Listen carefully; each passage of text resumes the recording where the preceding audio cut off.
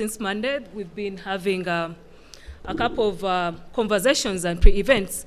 And we wanted to look at digital trends and developments that have happened over the last 20 years. There's been quite a lot that has happening from the time that Africa has started its digital journey, from developing ICT policies to govern the whole ICT industry, to going to developing specific model laws or issue-based laws. However, when we started this journey 7 years ago, when we started working around promoting internet freedom in Africa as CIPESA, we've observed some patterns that have been taking place. And that gave us some thinking to dig further to see what has been the trends over the last 20 years. And with that, we came up with a research idea to launch a report or to launch a research into trying to map the trends in government internet controls over the last 10 years. So with that, we produced a report which will be available to you as we go. Sorry? The report will be available, a copy, but it's also available online right now. And it does not necessarily look at, say, government controls. There are some controls, especially around the private sector, but mainly most of the controls have come through government. They are government initiated. So what we found out is there's been a general decline in internet freedom. And this has been through adopting aggressive legislation and sophisticated measures. Part of this has been under the whole idea of trying to integrate ICTs into government operations. Often this is a good thing because governments have been able to capture, e-service delivery, have services closer to citizens, address some of legitimate concerns like data protection and privacy. But however, there's been some issues that have been identified. The rise of interception of communications. There's been quite a number of laws that have come up, not necessarily addressing the core issue, or maybe a law has been adopted to address computer crimes, but then it has a far-reaching effect on certain rights. There have been issues of rise of national security and fighting terrorism, and often to come up with very regressive laws. There have been a lot of silencing dissent and criticism, minimizing free speech. There have been some insult laws, laws that have been adopted with vague definitions. Countries like Tanzania, Uganda, Zimbabwe have had cases where laws that have been adopted to address computer crimes have instead been used to, address issues of you've insulted the persona of the president or the persona of a particular figure. There's been a lot of legislation to fight false information, fake news. We've just had a session on that. And there's been also excessive and punitive responses, arrest, removal of content, and that sort of thing. Again, yesterday we talked so much about disrupting networks, from SMSs to internet. Shutdowns have become the norm. From the period of 2005 to now, there's been an increase in network disruptions. And this year alone, there have been up to 5 internet disruptions or network disruptions in Africa. There's also been a trend on governments going on a shopping spree to buy high-tech, devices or technology to implement surveillance. This is often at the expense of, say, the economy. We've seen countries like, I think we had yesterday during the opening panel, countries like Chad is still struggling with this economy, but they have this huge investment in high-tech surveillance technology. Most recently, we've had, most recent as last year, we've had digital taxation becoming an issue. Social media taxation for the case of Uganda, where internet users are being forced to pay an extra tax to be able to access social media platforms. And we've also seen some countries like Kenya that have put on an extra, charge on internet bundles, just in the name of raising more revenue for the country. And last but not least, the issues are quite many, as you find in the report. There's been deploying bots, cyber attacks, and disinformation to kind of change narrative online. I'm sure most of these things have been discussed in the last 2 days we've been here. However, there are some positives. We don't want to dwell so much on the negatives. There's robust advocacy and pushback from non-state actors. I guess that's why we're here, because we have an interest in improving the environment. And there have been some adoption of progressive laws in the last period of 20 years. And countries like Kenya, Burundi, Tanzania, there are some laws that have been good, because before, when all these disruptions or these negative developments were happening, most of the time countries were relying on old laws. So with time, they have come along to develop new laws, but the laws, again, go into touching on undermining some rights. And of course, there's been some repeal of some of the legislations. I think Kenya has taken, a lead in, trying to push back to repeal some of these laws. So I've given a brief intro into what we've observed. So with that, I'll introduce my panelists. On my right is Mr. James Mupandra, Madia, but well, I think the last name I may have pronounced it not right. He's the Deputy Director, Policy and Planning from the Ministry of ICT, Postal and Courier Services in Zimbabwe. My next, the wonderful lady here is Ms. Tope Ogudive, Programs Director at Paradigm Initiative, and Honorable Mark Nyamita from the Parliament of Kenya. So, I'll perhaps start from to you, Honorable, because Kenya, there's been some developments, negative, positive.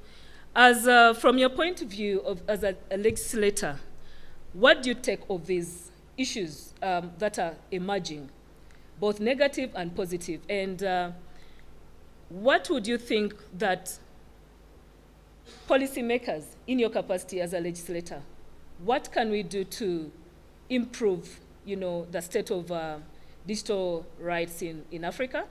And I think it's the same question I'll ask to both my panelists from your respective entities or places that you represent. Try to reflect on the issues that I've, stated, and try and share your insights on these trends. Are we going to see more of these? What should be done? So to you, Honorable. Thank you very much. Like she said, my name is Mark Nyamita. I sit in the ICT Committee of Parliament in Kenya. I also have a bit of background in telecommunications. Speaking of Kenya, I want to say that within the region, sometimes we are considered as early adopters of technology. Sitting in Ethiopia, I would say we are boasting of, we've never experienced an internet shutdown. One of the things I want to say is that increasingly the government of Kenya is becoming dependent on internet. So when they shut down, they also shut down themselves. And when you look at over the last about 3-4 years, the government is increasingly moving most of its transactions with the public to the internet.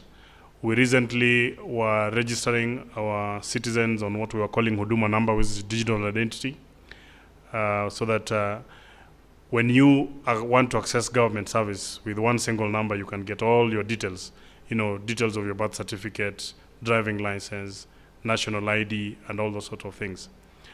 Government transactions, including payments, have now been put on the internet platform like IFMIS.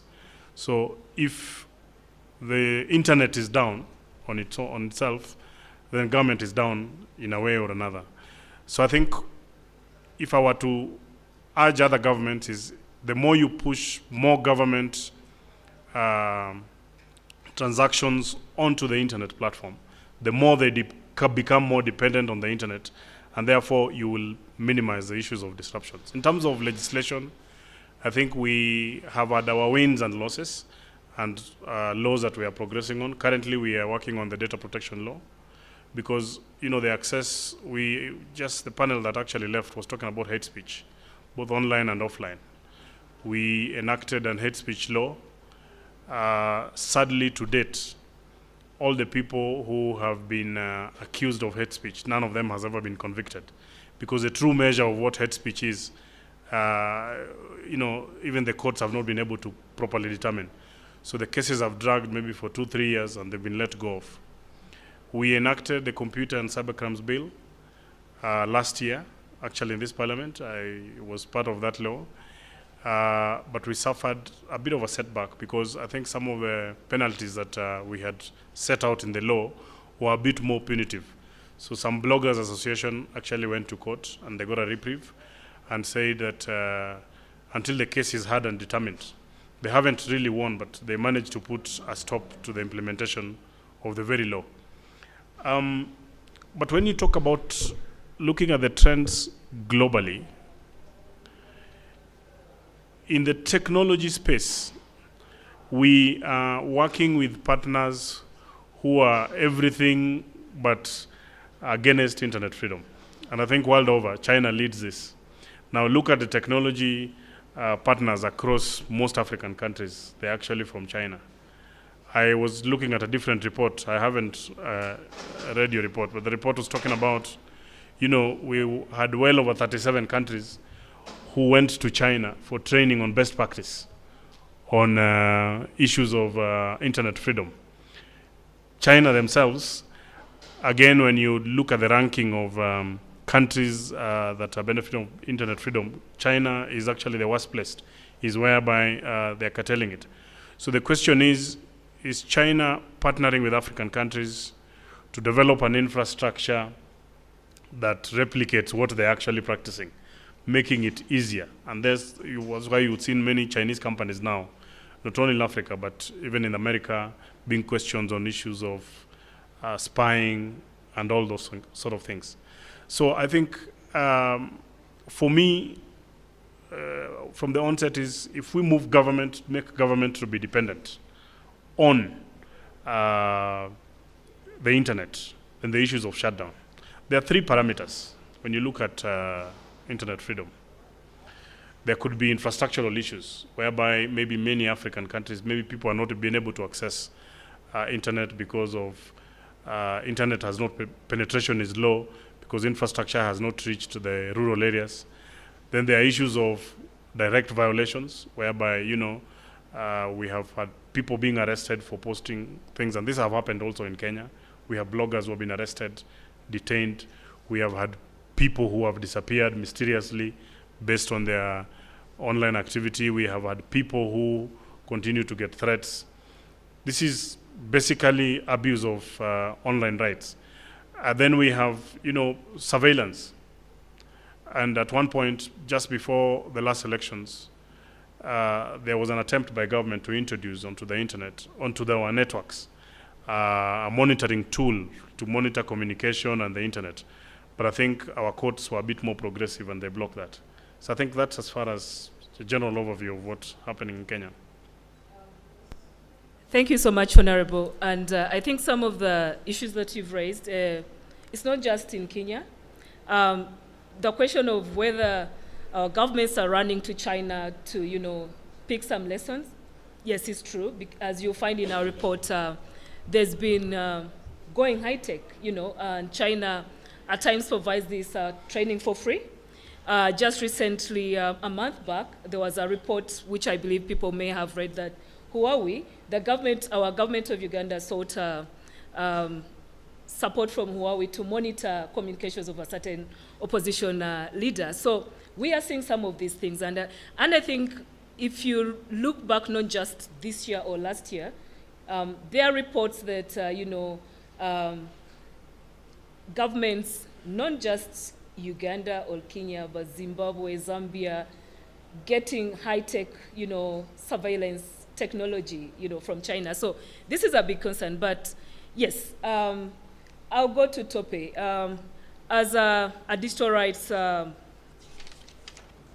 defender or organization that is working around some of these issues, what are the trends and what can we do to push back against this? Because from not just Nigeria, but from West Africa, where there are certain reports, we had Chad that had network disrupted for a year, just restored just last, I think, earlier this year.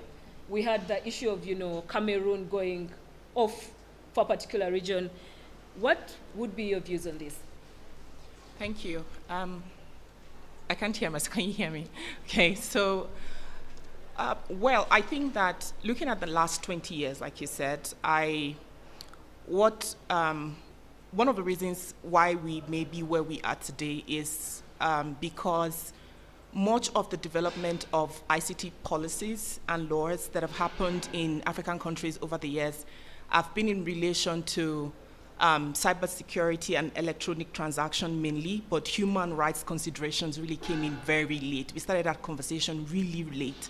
So that can perhaps explain some of the things that are happening today in terms of how we have very weak legal and policy environment protecting rights within the digital space, and we have all these really unbridled violations of human rights happening online at an accelerated rate.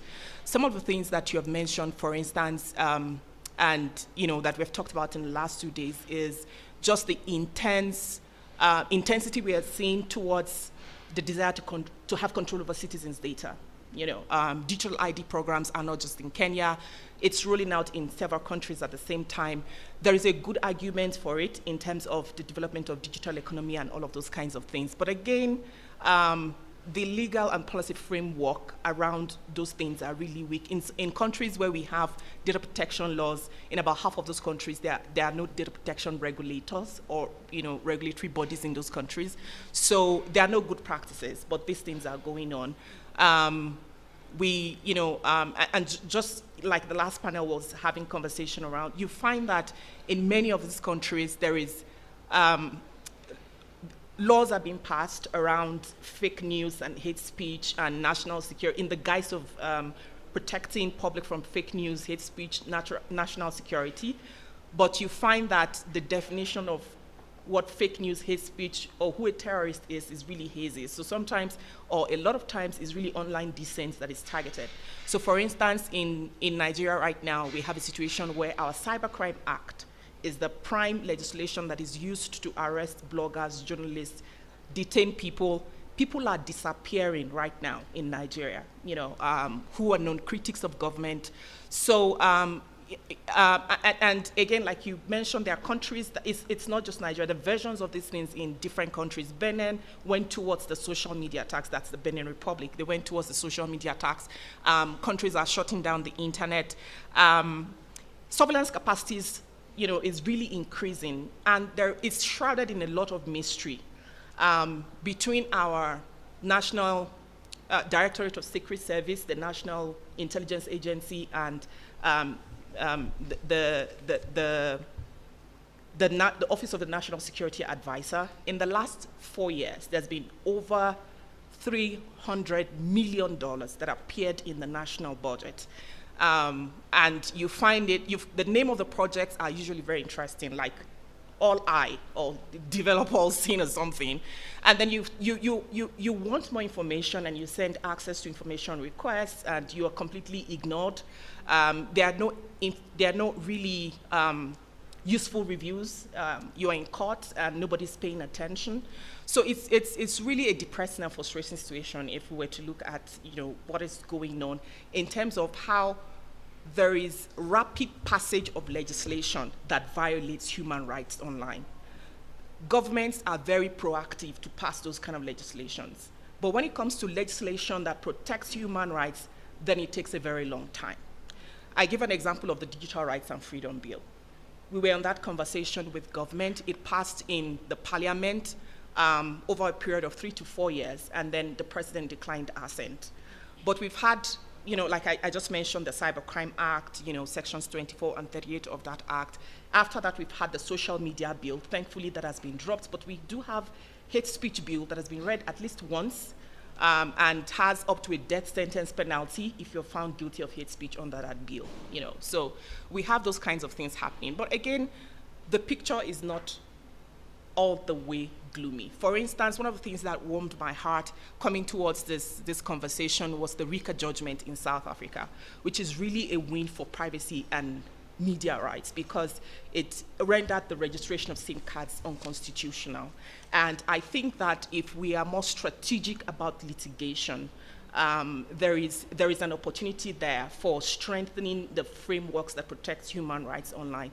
Another thing I'd like to see is more interdisciplinary collaborations. I think that sometimes it begins to feel like we are in an echo chamber and we're only talking to ourselves, but we need to have more inclusive conversations. If rights are rights, if we're not talking about new rights, if these are human rights in the digital space, then we should have more interdisciplinary collaborations on this issue, and we should have more traditional human rights groups, pushing for this advocacy, as you have mentioned. So I'll just stop there for now.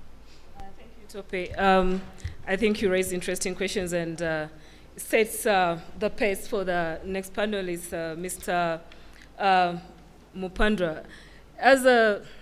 As government representative, I'm sure you've spent quite some time, working with government in Zimbabwe.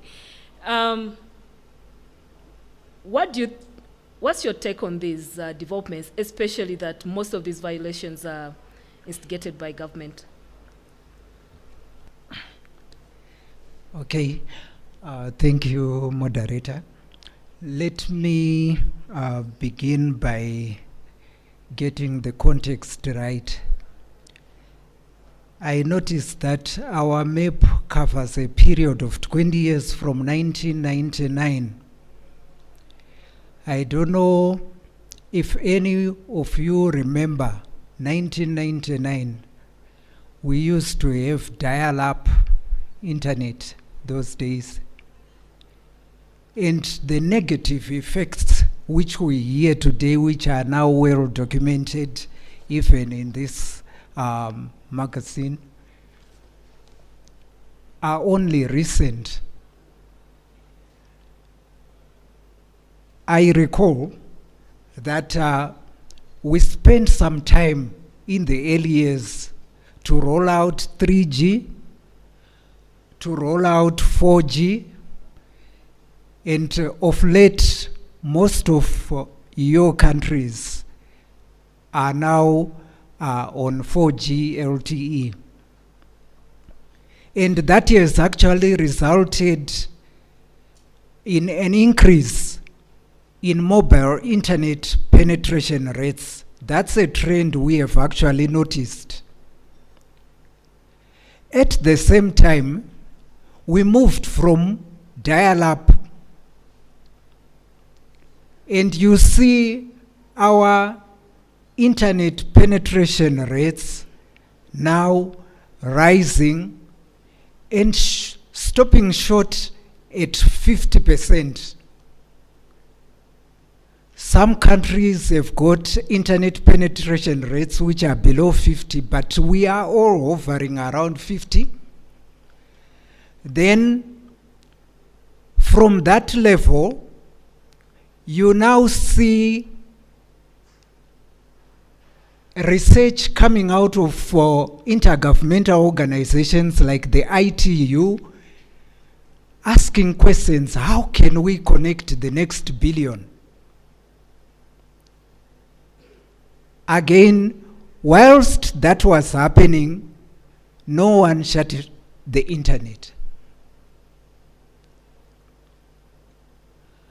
So when we reached that stage, there were national initiatives, some from ISOC. You recall ISOC has come up with a project of community networks, trying to move that internet penetration rate from where it had been stagnant to above 50%. So, moderator, I think in all fairness, the negative effects we talk about today are only recent. And like you rightfully said, maybe they are only from 7 years from now. In 1999, you would find out that most laws that were actually enacted, like in Zimbabwe 2002, we had the AIPA, the Access to Information legislation. It actually was addressing problems which were related to the offline, not online. But with the coming in on the development of the internet, they started using certain sections in that legislation. If you committed computer crimes, they would use codified laws in the various pieces of legislation, which led the ITU in 2008 to come up with a project which was known as HIPSA, which is a harmonization of ICT policies in sub-Saharan Africa. And a similar project was done for the Caribbeans, and they termed it HIPCA. That is the project that gave us the model laws that gave birth to the model law on cybersecurity, model law on data protection, and model law on electronic transactions and e-commerce. At least for us in Southern Africa, we've been trying to have those model laws approved. They've been going back and forth, you know, with lawyers. They have certain observations that they make on these particular pieces of legislation. They bring them back to us in government, we take them back. It would be unfair to say that we've been using these laws against perpetrators of maybe I could say, if you speak anything against the state, if you engage in activism, yes, I understand for other governments, mine also included, we have our unique problems.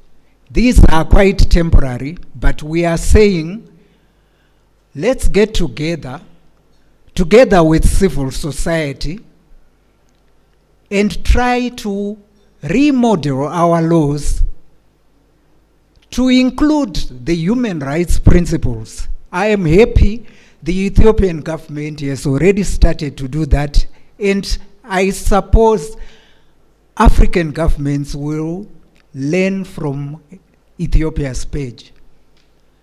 For the moment, let me leave it there. Thank you, Mr. Mupandra. But again, the report, I'm sure you've really had a chance to look at it, but the period that you're mentioning captures the time when we, in Africa, most countries were struggling to come up with ICT policies. The interesting thing that we've had also from the panelists is that now that we have policies, we struggle to have connection. We are still struggling to get connection, to get more people online. But then people are getting online, and there are these things happening. And like I think a topic shared here is the human rights. When we're developing some of these policies, the human rights were not being, taken into consideration. And that is why you see that there are laws like the computer crimes bill that Zimbabwe has been developing maybe for the last 3 years. I stand to be corrected on that. Are coming up to address some of these issues or perceived crimes which are real, but also there are some that are just perceived without having clear definitions. And that is why that we are saying that we are focusing on these trends. And it details from 1999 to 2005, we were into getting ICT policies. Yes. From 2005 to 2011, there were policies that were coming up. In my country, we had our Computer Misuse Act. We had electronic signatures in the period of 2010-2011. Probably we had access to information laws and that sort of like. But again, we are seeing that they're either rushed in developing them just to address an issue, but again, there are also some laws that are still being used in those particular countries which do not have this sort of laws to address, crimes online.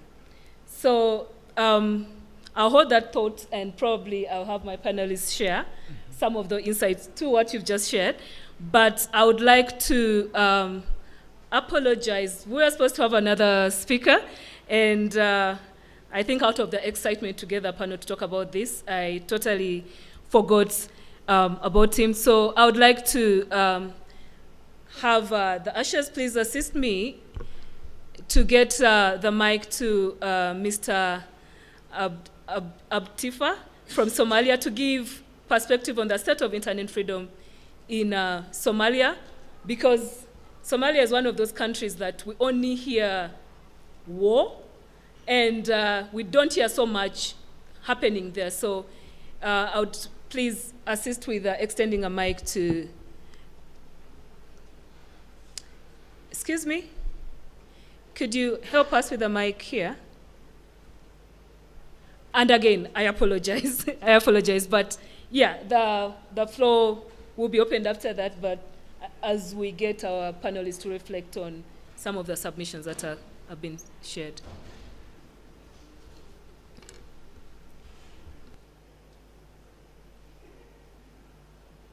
Thank you very much. And I would like to just, as you said, the information that's always coming from Somalia is mainly conflict and the likes, but we also have our own context when it comes to internet freedom. Somalia, we have had our internet connection in 1999. I think Somalia is the last country in Africa which had access to internet, and things were good. We have very good news and bad news as well, but we have a very fast internet connection in the country, but it's very expensive, so not everyone can access it. We have internet that's completely owned and controlled by private sector, which has also bad and good news, because the fact that it's being controlled by private sector means anyone with power can access and have influence. For instance, we have a large population of the country that are completely disconnected because of orders given by Al-Shabaab. I'm sure most of you are aware of Al-Shabaab, a very active terror group that are operating in Somalia. So they banned the use of the internet as well as the use of smart devices in the areas they control. So that has negatively affected a lot of communities in the country. We didn't have internet disruptions over the years since 1999, except a few times. But also, Agriculture has banned the use of 4G service between 2014 and 2018. So we didn't have any 4G service in the country, across the country, except the northern part of the country. But it was restored in 2018.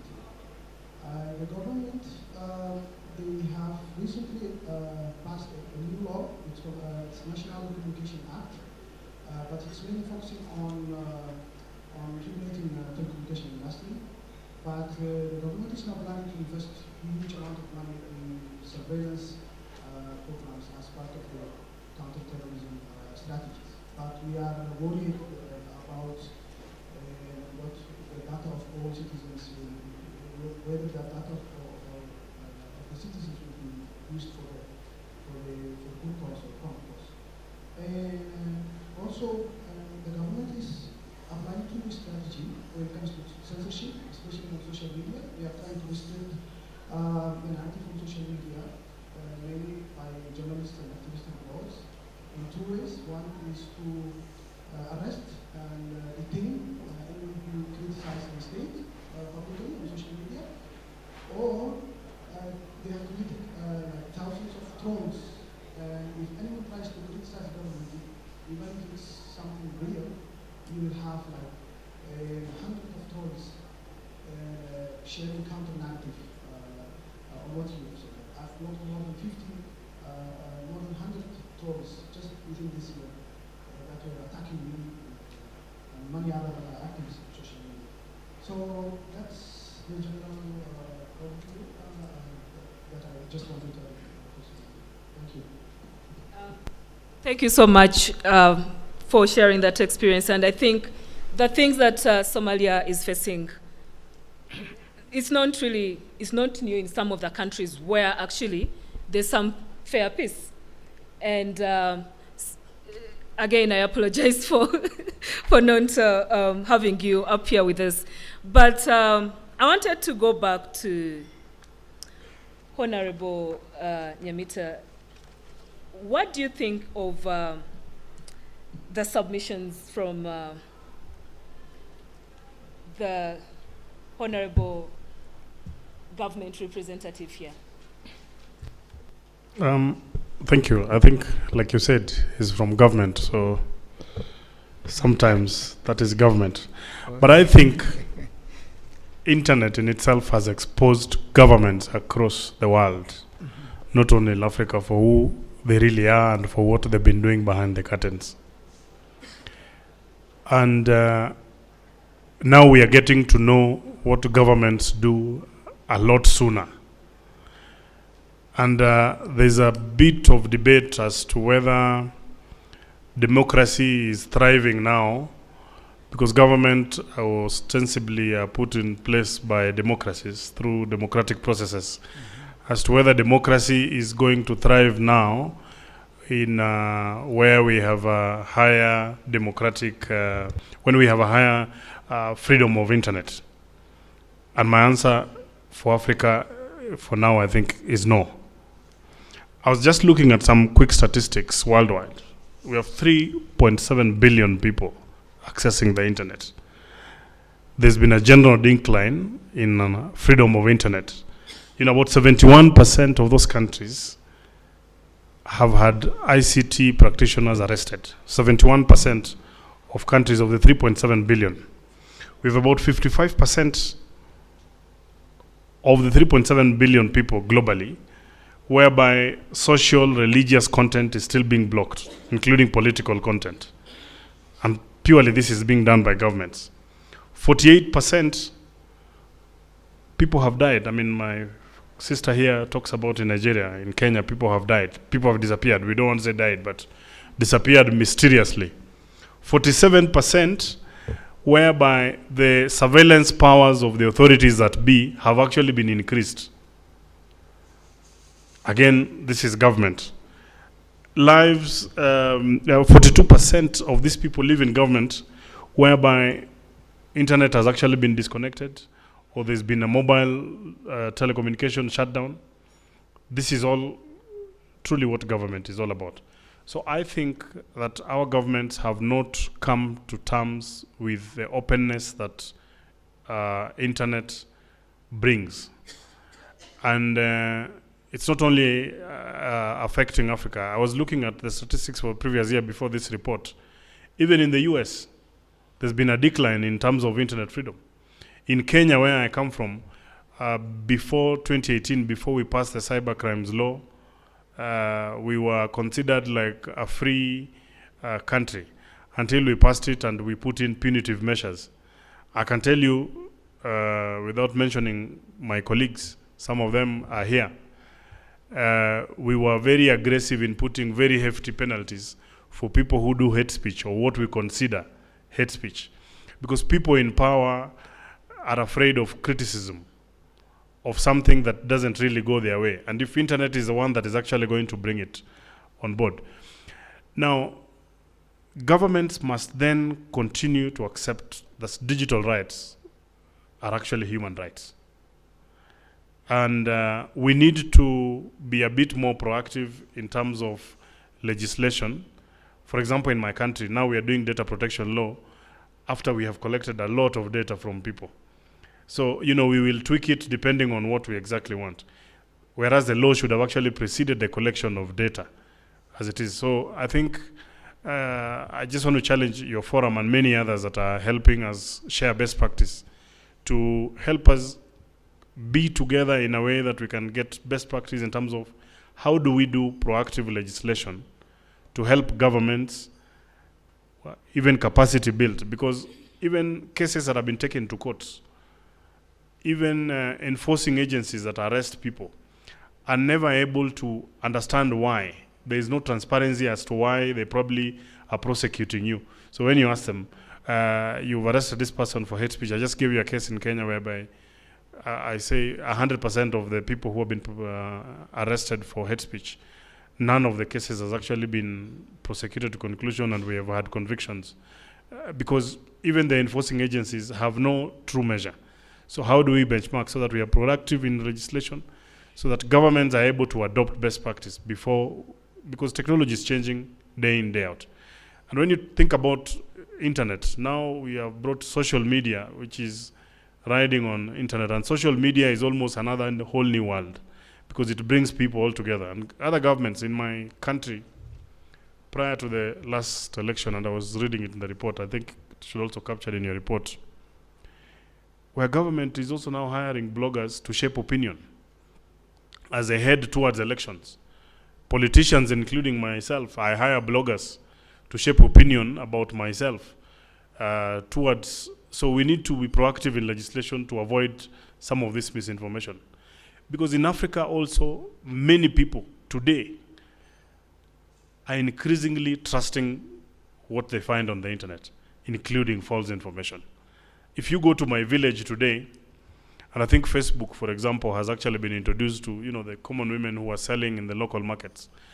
If they want to find information, they will go on Facebook. So if it is when me posting here and I said so-and-so is dead, they will believe it there until they are told otherwise. So we need to just be a bit proactive. So I think governments need to move also with time, but it has completely exposed governments, not only in Zambia, but I think across the world. Thank you. He's from Zimbabwe. Zimbabwe. Yes. Thank you, Honorable. Tope. And sorry for the loss in Zimbabwe. Tope, do you have any reaction to that? Because I would like to open to the floor to participants to see if there's anything they can share. Okay, so something that caught my attention from what he said was when he started to make reference to the internet penetration rate in Africa, saying that is about 50%, which is not true at all.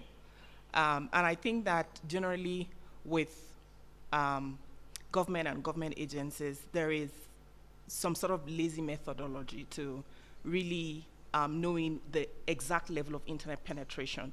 For instance, you find that there is the counting of SIM cards or phones as mobile or internet penetration, whereas there are often, it is often the case that one person has multiple SIM cards or multiple devices. Recently, I started to, as part of the work I do around women's rights online, I started to investigate the questions behind some of the data around the internet access for women. And you find that the question that was asked to determine if a person was online was if the person had accessed the internet at any time within 3 months or 6 months leading up to that survey. So a woman will be counted as having access to the internet if she has accessed the internet at any time within 6 months leading up to that survey. So that brings to mind the question of meaningful access. You know, if we're talking about access and we are saying that access is at 50, there are even countries that claim 100% internet access in Africa. But you know, when you look at independent research away from like the regulators or the communications commissions, you find that there's a different reality out there. In my country, for instance, there is no nationally collected ICT data. How do you grow what you are not measuring? You know, so I find that these are some of the issues. And then on the one hand, if we accept that access is fundamental to rights, access is the basis of all these rights that we're talking about, how do we then continue to choke access on a continent that doesn't have enough? Of the billions of people that are not connected to the internet, most of those people are in Africa. Most of those people are living in rural communities. Most of those people are women and girls and belong to other marginalized communities. You know, so the question really is not, what we should really be looking at is, on the one hand, if we have these intentions or policies of government to make sure that the benefits of ICTs, you know, come to the people and develop the economy, then on the other hand, we shut down the internet when there's dissent. On the other hand, we, you know, there are network disruptions as a response to hate speech and fake news issues. On the other hand, is criminalization of online dissent. That's the direction we're going to combat, you know. And I'm not denying that, you know, with every, what I usually say is that online media is an amplification of what is already on the ground. But sometimes we're quick to, you know, when people talk to me about the fact that, oh, there's really fake news and we need to regulate it, otherwise violence breaks out, then I remember Rwanda. And I'm saying that the worst genocide we have had in Africa, at that time there was no social media. So we can easily blame social media for the problems of hate speech and fake news. But, you know, sometimes I think that we are not balanced in the way we, on the one hand, we are saying that we want the African economy to develop and ICT is the way. On the other hand, we are, you know, enacting all these laws that are actually choking access on a continent that doesn't have enough. I think the second point he made, which is really important, is that we need to move closer to government as a community of advocates, you know, and I'm happy that he mentioned that the Zimbabwean government is open and willing on these collaborations. Sincerity has broken down between civil society and many African governments, but I think that it is having these consultations, you know, and sometimes we have to take our table when we are not given a seat at the table, but we have no choice than to directly engage. In the communities where we train on advocacy, we tell them that it is even safer for you to engage directly with government, you know, to have a face to this movement and make it, you know, make the tone more collaborative, you know, even though you can speak against violations, but what are the solutions? What is the expertise? What is the best practice, you know, that we are bringing to the table in how these policies and laws are being developed, you know, and I think that that is an area of opportunity that we also really need to explore. Thank you, Tope.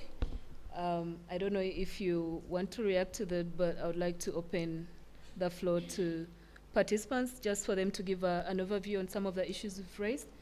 Okay, just a quick one.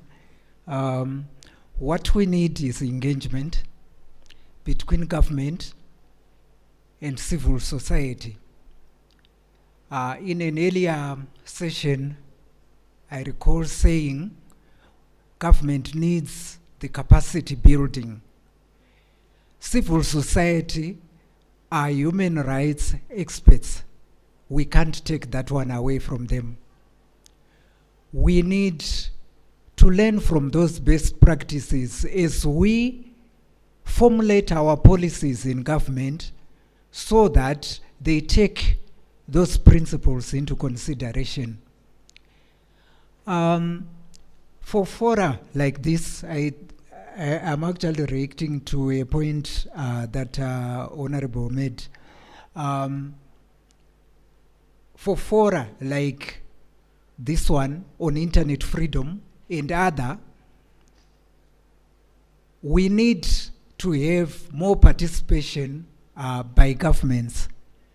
You can't discuss these matters alone without government, because at the end of the day, the final word is with government.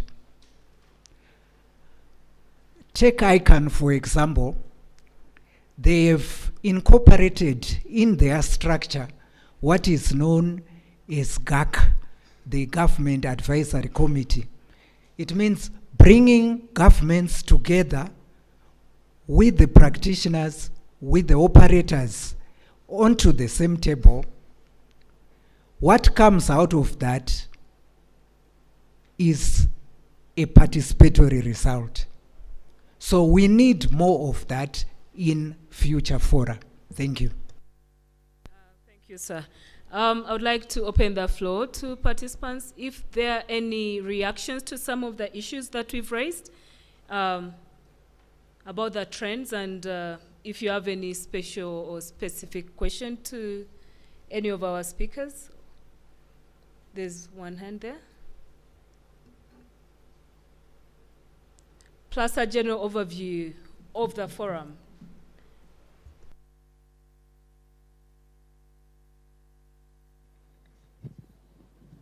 Thank you very much. Once again, I'm Chiza Uganda.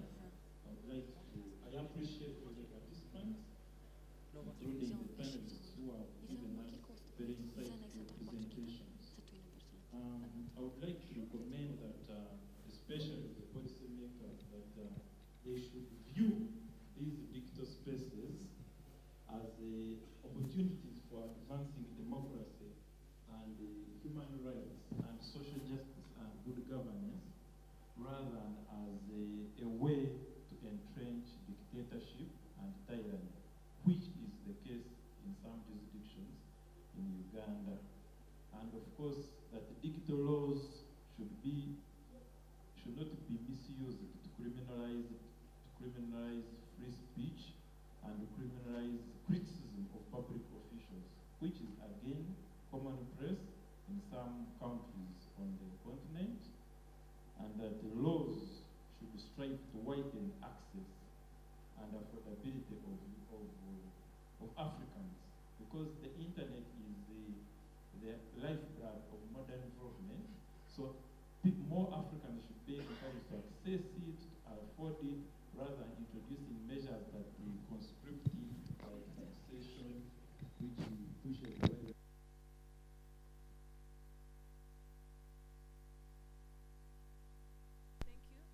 Thank you so much. Anyone has an insight on?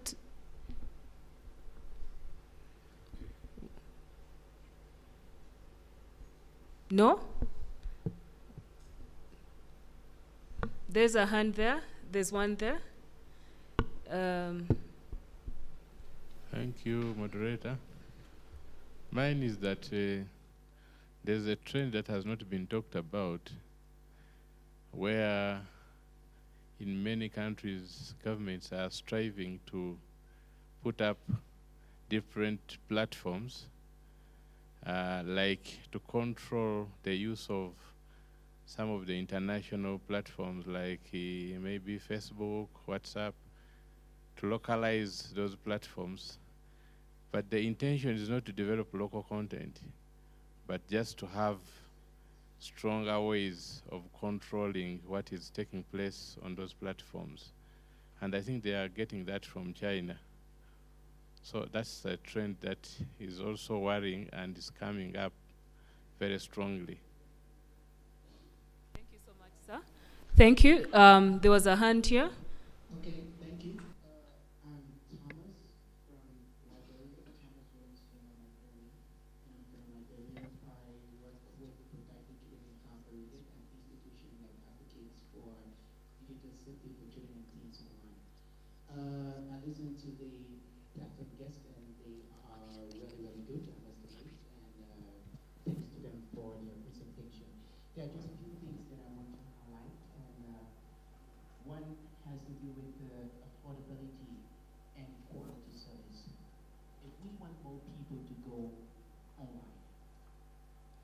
Africa willing? Is Africa willing to provide an affordable internet service wherein we can incorporate more people to get online to elevate their voices? I asked this question the last time. How can Africa unite to provide an affordable and quality internet service that can be able to incorporate about 49% of world population that are left behind? How can we be able to tackle this? Number two, I want to point to happens to be with the issue of being a good digital citizen, which is very important for Africa. If we must go forward as a continent, if we must go forward as countries, we need to start to train. First of all, let me point to how many children get on the internet. About 200,000 get on the internet online every other day. And it happens that these people are below the ages of 4, and some are even less than 3 and 2, and these people get online. But are they good digital citizens? Are they responsible digital citizens? What do we need to do as a continent is to engage these people wherein we can be able to educate the younger ones from a younger stage and breed a new generation of change that can be able to know what are the purposes of the internet and what we need to do. Lastly, before I close, let me point to a few points, and this was said for the last time. I think the reasons why we are not combating hate speech, online sexual exploitation, because there's a whole lot more against children, online sexual exploitation, and many other, trends of violation, human rights, and so forth. What do we need to do as a country? We need more practical measures. We need to be practical. We need to be practical rather than just having set of laws and so forth. Look, in Liberia, we started an engagement, Protel Incorporated started an engagement where we never had internet policies. It was just quite recently we even adopted ICT policy. And we started this, people said, but Liberia do not have several laws. How are you guys going to fight this? How you guys can make a change? And we said to ourselves, we can go with this. The highest part of this is that we need to raise more awareness. So we have been raising more awareness. We need to educate the younger ones on being a good digital citizen or responsible citizen. We have to set the practical measures. We have to implement our strategy as well, that we can be able to train the younger generation towards these things. And before I close up, last days with artificial intelligence and other things, there's a lot of things that Facebook used to be able to combat hate speech, including use of reporting. How many of us have seen things on the internet that we are reporting? How many of us? Look, when I view the space of Liberia, I see so many good speakers. I see people using the internet who do not even understand. By the way, at least we're doing our possible best to enhance awareness, even though there are approximately 90% that do not have the slightest of technical know-how of internet safety or being a good digital citizen. But Facebook users. Sorry, you need to summarize to give room for other people to be able to say something. Science, data science, blockchain, and virtual reality. But I want to point to a specific thing. Artificial intelligence. How many of those machines can be able to translate local languages? How many of them? How many snaps do Facebook have? How many of them? Look, these companies come in bulk. You can have about 100 or so that you can be able to monitor the entire internet. So what we need to do is to pressure or exert force in our industry that we can be able to make artificial intelligence, machine data science, learning, and other things to be able to adapt local languages that can be able to combat the fight against speech. Thank you. Thank you. Any more? I'll give to ladies first. There's a lady there, then I'll come to you. And then...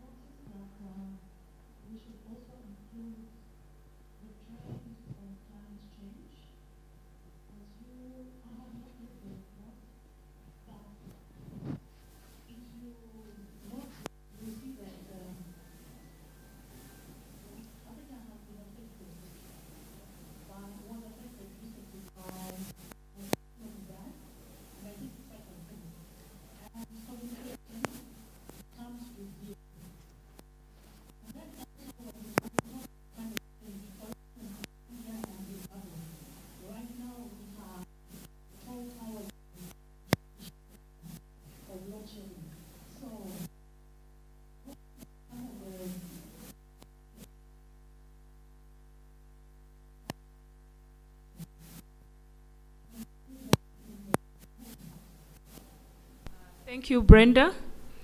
Yes, one more here, and then we'll take on to the floor. I've been told the minister is here, so we'll try to wrap it up.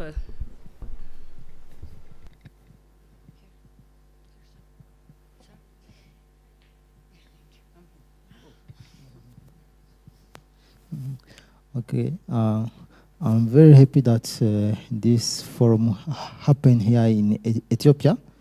This is the only two countries in Africa that was never colonized. So I think you know the sense of freedom. And making, or when we want to keep internet free, we don't just have to see on one side, making free against the government control, but we have also to make it free against external country control. Because if we see behind the sponsor of the event, we have those US company, big player, like Facebook, like Google, and other big player that need data. So they need to keep free access to those data. Actually, there is some limitation, some control in the US, there is some control in Europe, and between them, Europe tend to protect their data against US and China. But us, when they came to Africa, they just want us to be free. That means open, accessible.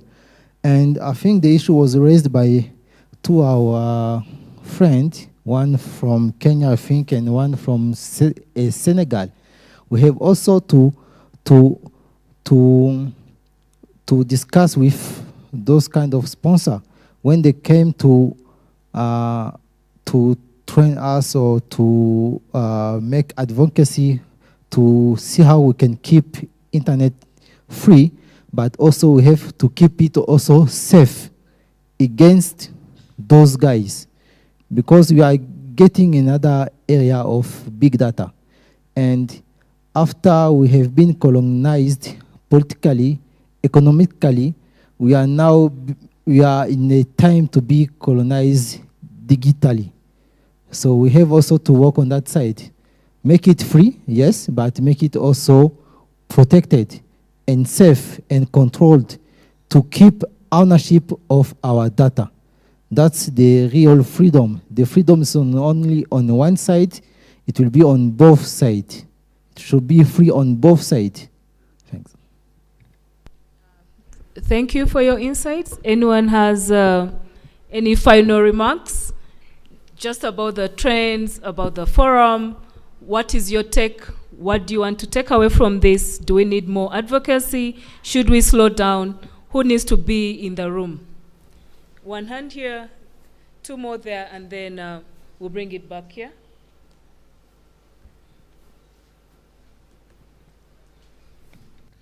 Thank you very much. Abu Nalio, Member of Parliament of Malawi. I really want to express my sincere gratitude for my participation and my fellow delegates to this very important and eye-opening forum. This is the first time Malawi is attending, especially as parliamentarians. It has really been very eye-opening. We hope we have joined the real forum that will help us, particularly in Malawi. We have been asking ourselves, is hate speech really free speech? Is inciting violence is protected speech? All these questions, some of them have been answered in this very important occasion. I've heard and understood my fellow parliamentarian from Kenya who have the experience and expertise, and hopefully, as Malawi is We are neighbors. We have got a lot to share, and we've got a lot to experience, especially in the legislative area, where in Malawi, we just passed a law on information access and the cyber security bill, which have already been accepted to by the head of state. And hopefully, as we go along, Africa, it's high time now that we should stand and as partners to those developed countries, not as otherwise. Thank you very much. Thank you, Honorable. There were two more hands there. One there and another one there, and then we'll try to wrap up. Thank you very much. This is Arsène Tungali. I come from the DRC, and I lead a non-profit organization working on digital rights. This conference has been very good for me, and one of the reasons is, the ability to have decision makers attending. Having MPs has been one of my highlights. Because it advocates, coming from most of those affected countries, those countries with a lot of internet freedom issues, we always face, the challenge of not being able to reach out to those decision makers, especially those who make the laws. But on the other side, the issue is, they may be, available to be reached out, but also they don't understand the issues. And so whenever you are trying to discuss with them, they don't understand what you are talking about. But having them attending conferences like this, is one of the ways to help them understand different issues and the way, these apply in other countries. Hearing from other, from the experience from other countries will help them have another, another way of looking at the issues that are happening in their own countries. And so that was one of my biggest highlights of this conference. And I would encourage the organizers to be, making all the efforts they can. I know and I understand sometimes it's difficult, to have them come and meet advocates. But when those decision makers are able, to make like a step forward and leaving, their comfort zone and being able to meet advocates and understand their real needs, I think this has a potential to make some positive changes. So thank you very much. Thank you, Hassan. One more hand there, and then I'll give it to the floor to give their concluding remarks. Thank you for giving me opportunity. I'm James Ladu from South Sudan. I would like to appreciate the organizers of the program and all the team that came to provide the knowledge that we are taking away or that we have now. I have two things to make. One is about the internet itself, that some countries, as we speak in Africa, they are far more than other countries. And when we speak about digital rights, some countries like where I came from, even a phone itself, my mom don't know how to use telephone. So I need to say that we should have Africa go together. Some countries are far and some countries are still behind. So we really need to ensure that other countries that are far from the internet facility or the digital rights, they have to support because, Ethiopia cannot go far if Kenya is behind the digital issue. So we have been in Western Africa this April. So some countries like Egypt, they wanted to increase their what is called G5. So how do you increase G5 if other countries are not yet even don't know the use of internet, and even their telecommunication network is still poor? So in that sense, we'll be marginalizing the rest of the African countries. So if the increasement of G5 or G2 or whatever is G1, so the whole Africa need to come together in a sense that they have to dialogue that we need to increase our telecommunication. How do we make it? Rather than South Sudan increasing telecommunication there and leaving Uganda alone. So it's going to affect the rest of the African country economically and politically, because internet now is a model tool that everybody is using. So I would like to encourage the members to take this message to the rest of their countries so that they work together. I know competition is there. Some countries need to jump up. Kenya need to be the first. South Sudan need to be the last, or some countries need to be. No, we have to work together. My Thank brother you. from Sudan. We've all had so many issues, so many trends we've discussed over the last 2 days or 3 days, depending on when you jetted in here.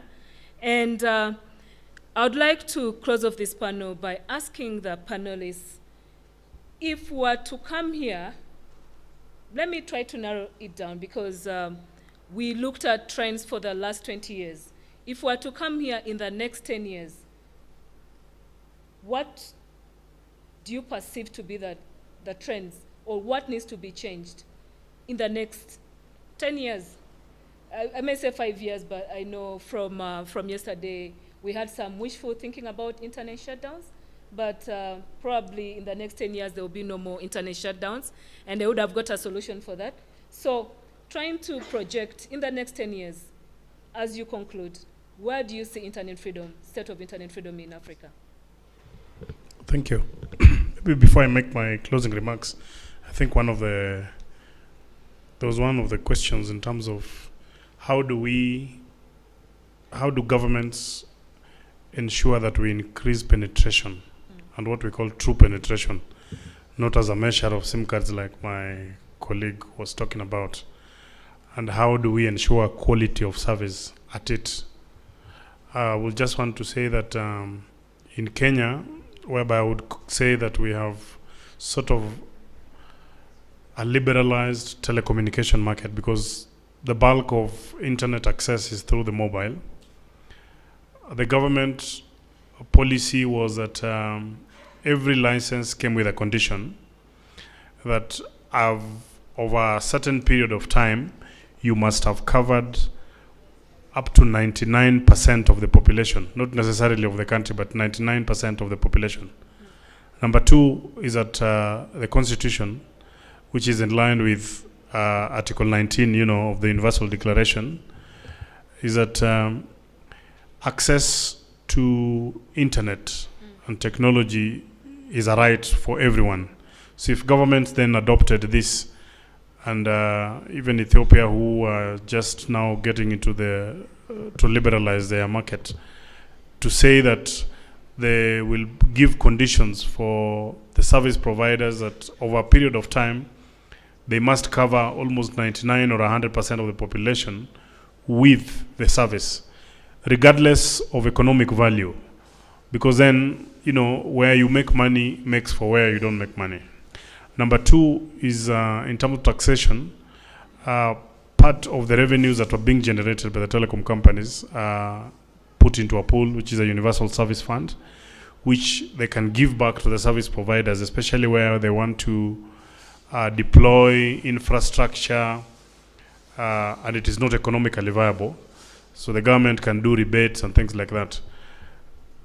Quality of service also comes in as a condition, that when you're delivering this service, because it becomes a human right for me to access quality internet, quality telephony services, mobile services, those conditions are tied to your license, that with penalties if you do not do that. And I think that helped in Kenya, because in a span of about 3-4 years after the market was liberalized, we had almost 96% of the population fully covered. Where would we want to see if we were to come here 10 years? We would want to see a number of governments across the continent, and hopefully across the globe, but largely across the continent, having repealed laws that are infringing on human rights, that are infringing on access, on the freedom of internet.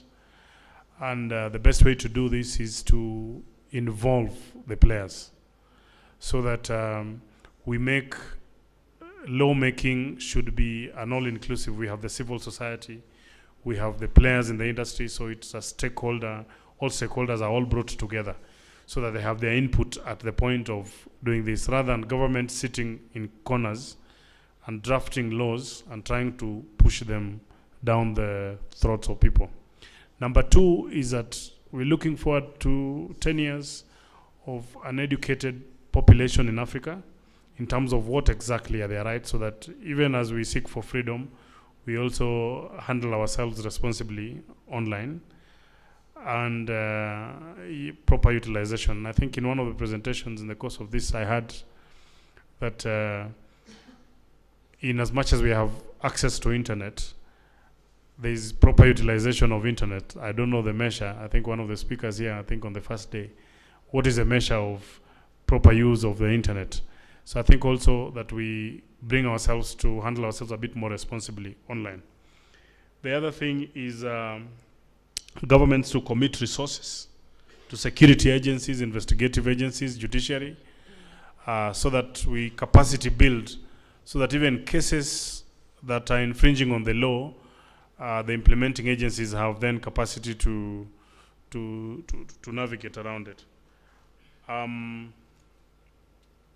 ISPs, industry players, to uphold the rule of law. And I think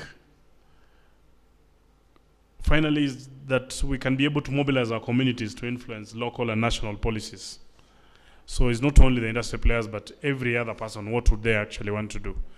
But in 10 years, we hope to have more freedom of internet and access to internet being observed as a right. Thank you. Thank you, Honorable. Tope? So my comment in brief would be that it will be a reflection of what I've heard around the room today, just here, and also I've heard a lot about China. And the truth is, it's not just the Chinese government that is. For instance, the surveillance contract scandal that broke out in 2013 in Nigeria, it was Elbit Systems. It was an Israeli company. And I think that, you know, we do have a tendency to sensationalize in this, in the advocacy community, and be distracted sometimes. So right now, all our attention, everybody's saying China, China, China, but there are these companies in other countries that are actually selling these surveillance technologies to African governments. And there is opportunity there in terms of how can we come together, you know, and collaborate and put pressure on these companies, the way that Google and Facebook have our attention now, you know. And, you know, looking at 10 years, I'm thinking, will these companies that we talk about all the time be Facebook and Google? Even right now, you know, looking at the field of emerging technologies, the AI and things like that, and the potential for the digital divide in Africa to grow, yeah, and the discrimination that is possible in that area. But, you know, right now we all just think about Facebook. We all just think about Google. We don't really think about Microsoft. I'm not like naming and shame, but these are places where these, you know, sometimes you need to ask questions about, you know, the products and services that are being developed and exported and the practices around these things, you know, and what will be the names of those companies in 10 years? What are those places that we should be looking at now? What are the opportunities we should be engaging right now that we are, you know, we are really not paying attention to? So I think that we need to be more innovative in the way that we respond to human rights online, you know, the violations and abuses, whether they're coming from government or from private sector. And in 10 years, I'm really hopeful that we would have gone past the basic issues around infrastructure, around accessibility, around affordability. I'm really hopeful that at that time we'll be, you know, talking more about relevant content for Africa, and we'll be talking more about security, about privacy, about, you know, things that help us to advance our economy and, you know, our societies generally using technologies, because right now we're still at the basics of just getting people online. The next billion to be connected is in Africa, and interestingly, this is where our advocacy has to start, but I'm hoping that in 10 years we'll be past that, and we'll be talking about, advancing our technologies so that we harness all the benefits of technology for human rights. Thank you, Tope. Mr. Mupandwa, in 1 minute, because I'm seeing the flag coming up. I'm sure there's been a lot that has been directed to government, but in 1 minute, in the next 10 years, do you see more government control or less control, less legislation, or more? Okay, 10 years from now, I foresee a younger generation at the rise of the youth who are tech savvy. They will be the professionals, they will be sitting here. We will be long gone.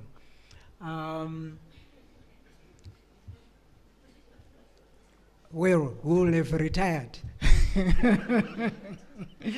Then I would like to answer a question from the back there on affordability. If we don't address this thing, it won't be shut down but exclusion. Internet is going to be very expensive to such an extent that you won't be able to buy the bundles to use it. So in this case, I'm suggesting, and I'm directing this on private sector, because they are the culprit. They should go back to the drawing board. They should relook the cost models for interconnection rates. They should also look not just at the local in-country, but also even to the connecting undersea cables.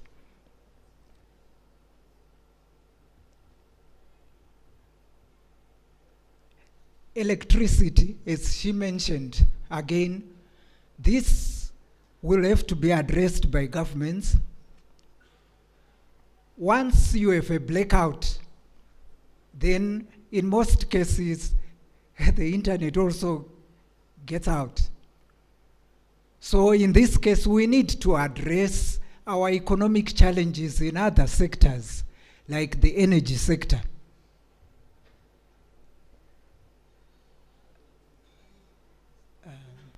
Sorry, okay, you need then to localizing summarize. platforms is my last one.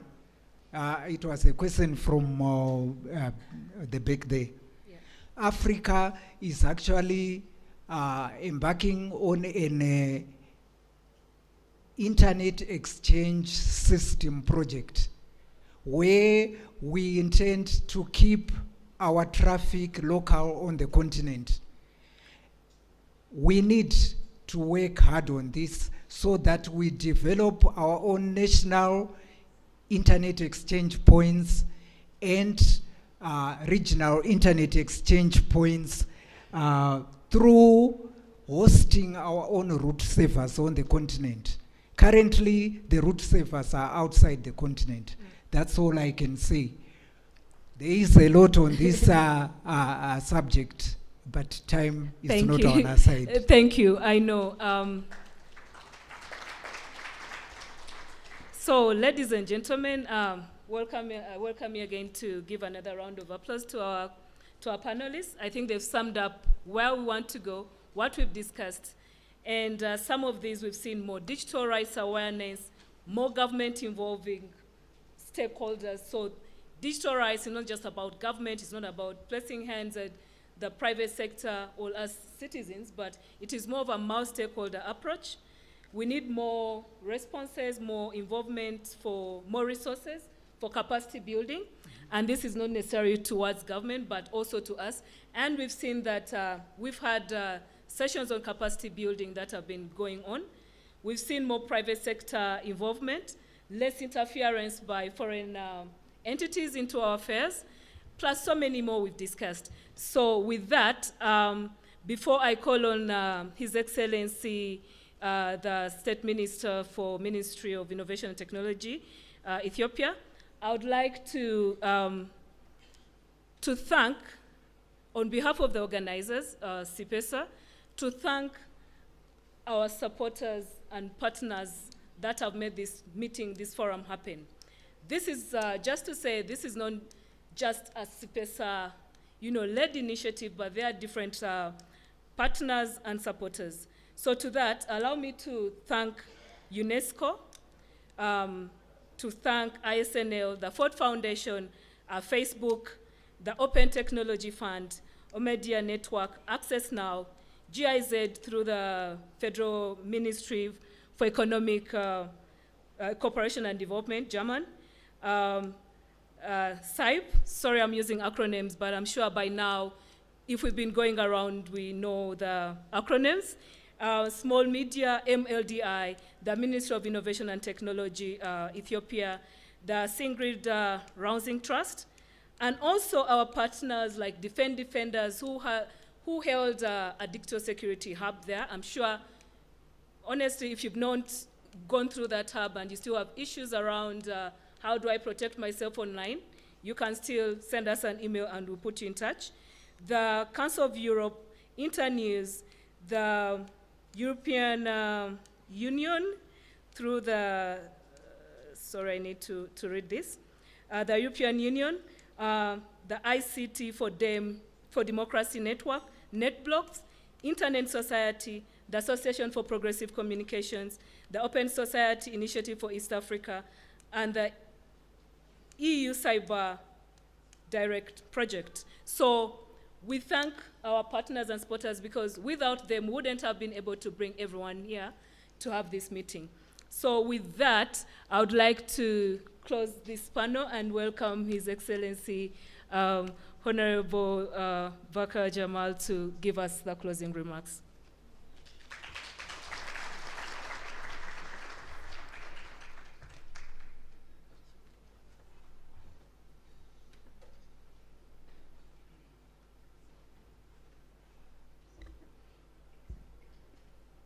Good afternoon. I hope you have enjoyed these 2 days here in Addis. Distinguished guests, speakers, panelists, brothers and sisters from Africa, ladies and gentlemen.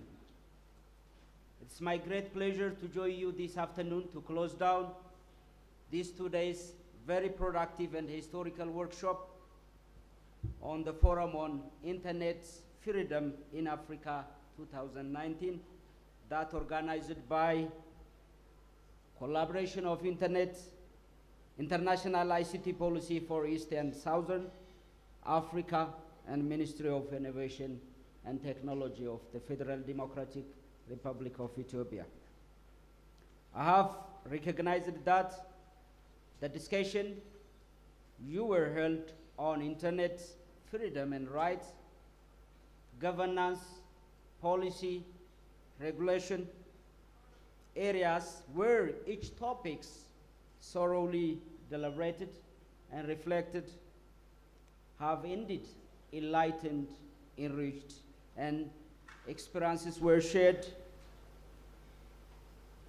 to create common ground to capture, benefit, and utilize the digital transformation to human security, rights, and freedom of citizens all across Africa and beyond.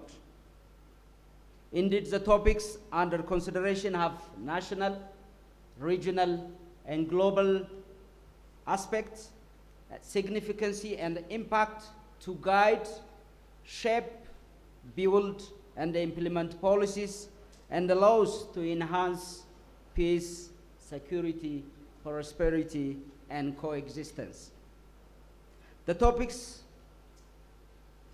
in line with Ethiopia's ongoing reform include the topic on revision of the Ethiopian Computer Crimes Proclamation 2016, where ideas, inputs that will enrich the revised proclamation to respond to the aspiration of the people of Ethiopia. Truly speaking, the revision our pillars point rest on the strong foundation of respect, defend, and protect of human rights. The revision has introduced a number of safeguards, among which the power given to judiciary to control the implementation of major provisions of the law, which has been the potential to negatively affect the rights of citizens. The other major introduced in the draft revised version of the law is the shifting of the burden of proof from accused to prosecutor. By doing so, the revised version of the law stands now on its 2 feet, where we are very grateful for your contribution and insight. The other interesting topic, again for the perspective of Ethiopia, is the topic on telecom privatization, lessons for Africa, or lessons for Ethiopia. Following the declaration of intent of the current reformist government of Ethiopia, the communication proclamation was drafted and has been adopted into law just recently. The regulatory agency which has the assignment of enforcing this law in the process of being established. We are planning that the licensing process which will introduce private service providers will start in the very near future. We regret that the session did not take place anyhow. Ladies and gentlemen, I have took note of launching of the network of digital rights in Ethiopia. I took note of the fact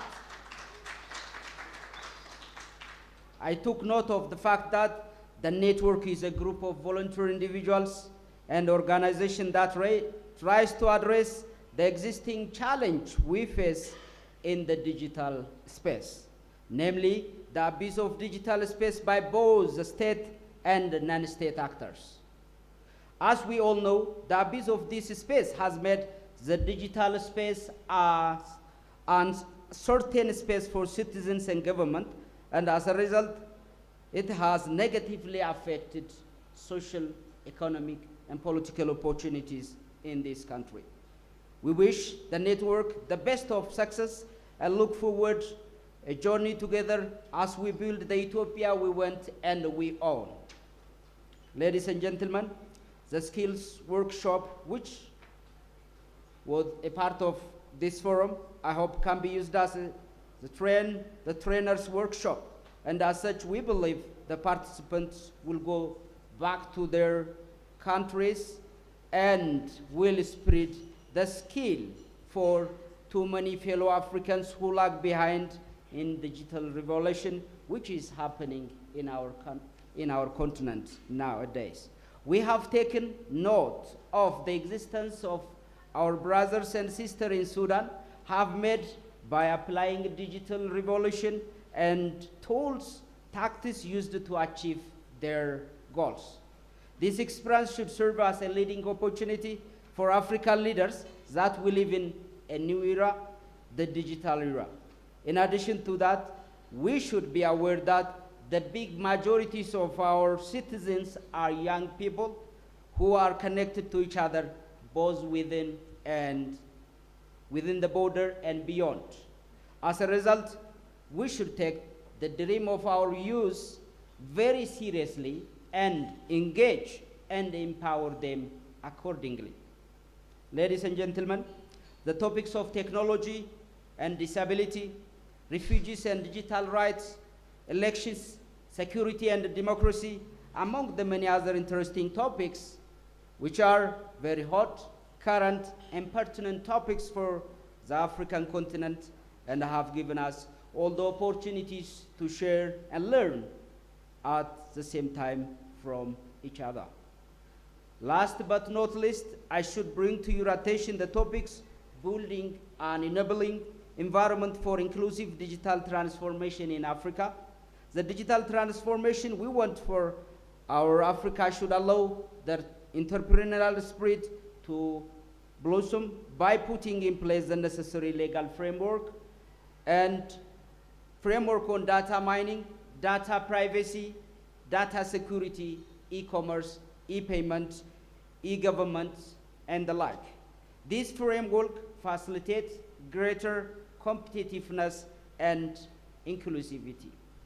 By doing so, the framework will play a great role for the success of SDG and 2063 Africa we want, and make a democratic and prosperous Africa in reality.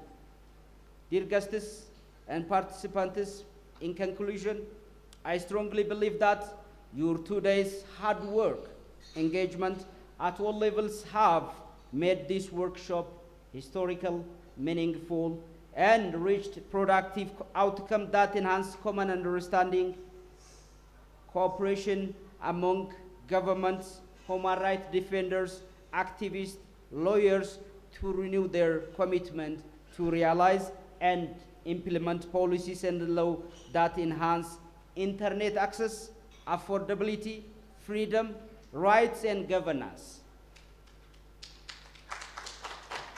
In the same token, the workshop has created conducive environment, capacities, capabilities, platform, and networks that strengthen collaboration to advance digital transformation for collective peace and prosperity of our continent and beyond.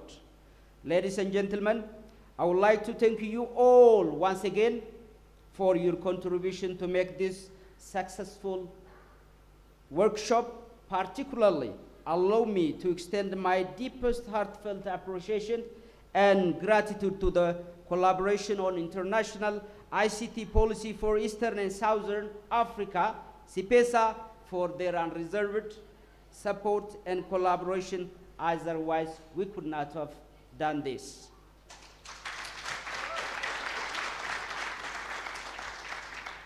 I would like to express our government's commitment to welcome you again next year to the land of origin, and the one you like, it is weather and it is people as well.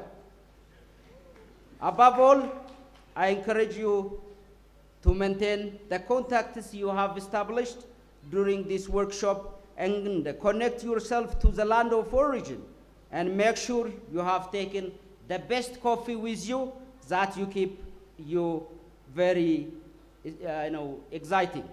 I wish you a safe trip back home, and I declare now the conference is officially closed down. Thank you.